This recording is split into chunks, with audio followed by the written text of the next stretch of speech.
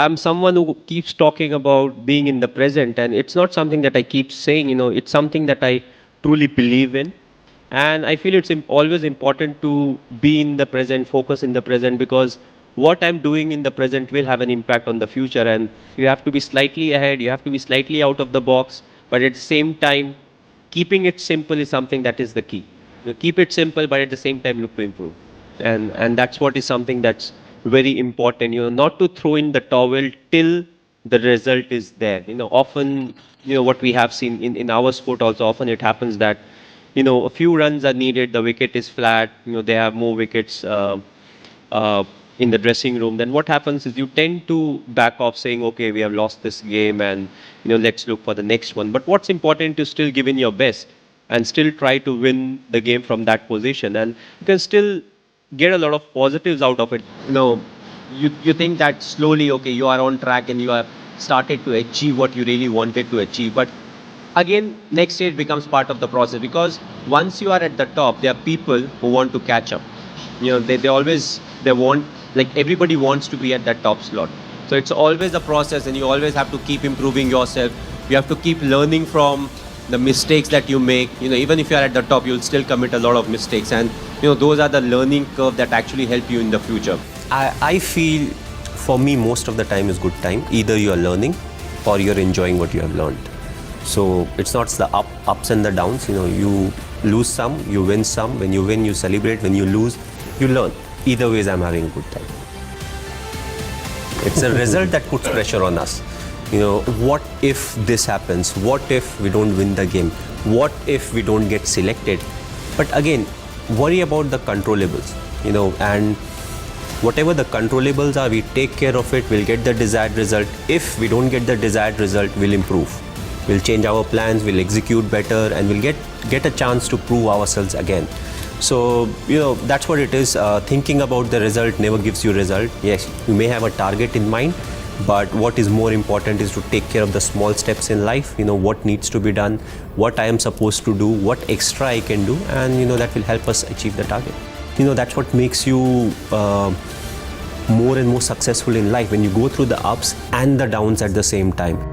I think I am as each and every individual is. We all feel the frustration, we all feel the irritation when things are not going our way. But what is important is, does frustration lead to anything that is good for the team? At that point of time, what I am thinking is what needs to be done. I would say that, I feel equally frustrated. I also feel angry at times. I feel disappointed. But what is important is none of these are constructive.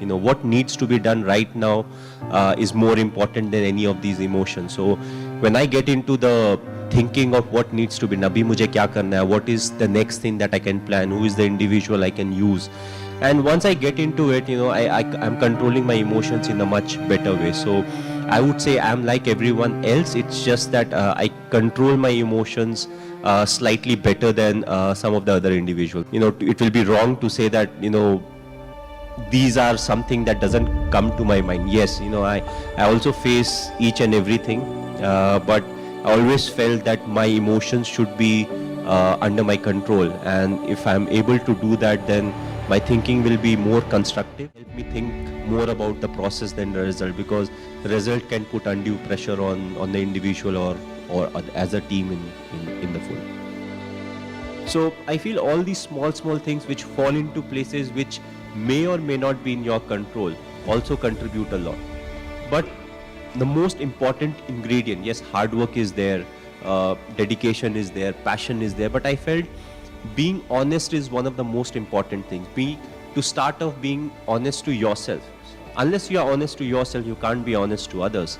And what it also does is, it helps you in accepting what the shortcomings are.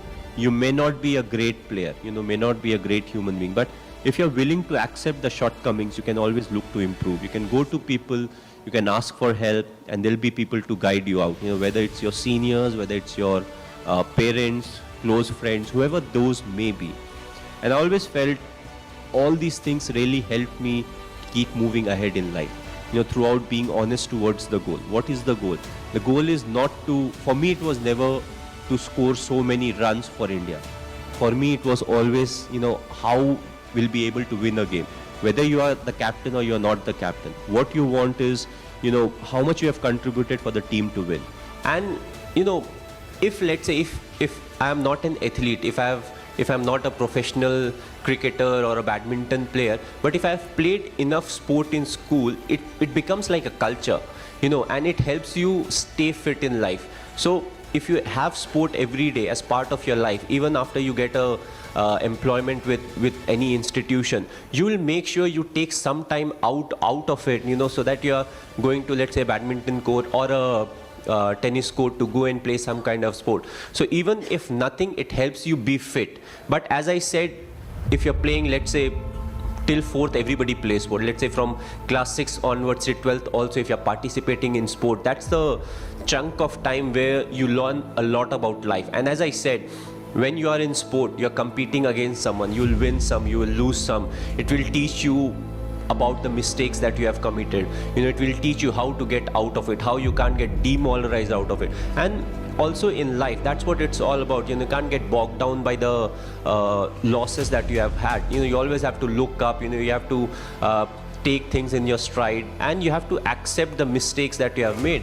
A lot of times we don't accept the shortcomings that we have. No, ye theek hai, wo theek hai. But you need strength to accept that, okay. You have to be honest in life. You have to be honest to yourself. You have to be practical.